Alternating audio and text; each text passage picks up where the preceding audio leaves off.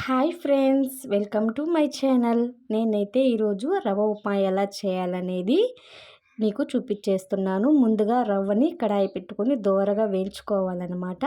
వేయించుకున్న తర్వాత పక్కన పెట్టుకొని మళ్ళీ ఒక కడాయిలో ఆయిల్ వేసుకొని పప్పు దినుసులు వేసుకొని ఎర్రగడ్డలు వేయించుకోవాలి. ఎర్రగడ్డలు వేయించుకున్న తర్వాత 2 పచ్చిమిరపకాయలు కరివేపాకు వేసుకొని దాన్ని బాగా కలుపుకోవాలన్నమాట. అలా కలబెట్టిన తర్వాత మనం ముందుగా కోసి పెట్టుకున్న టమోటాను కూడా యాడ్ చేసుకోవాలి. యాడ్ చేసిన తర్వాత దాన్ని కూడా మిక్స్ చేయాలన్నమాట.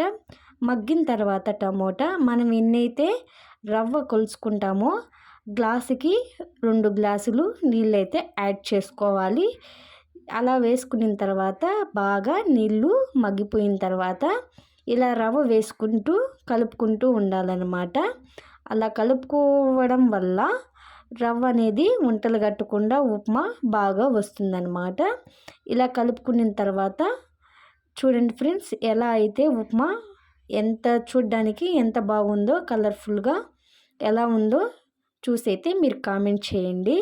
ఈ వీడియో నచ్చినట్లయితే షేర్ చేసి లైక్ అయితే చేయండి. సబ్స్క్రైబ్ మాత్రం చేసుకోవడం మర్చిపోకండి ఫ్రెండ్స్. బాయ్.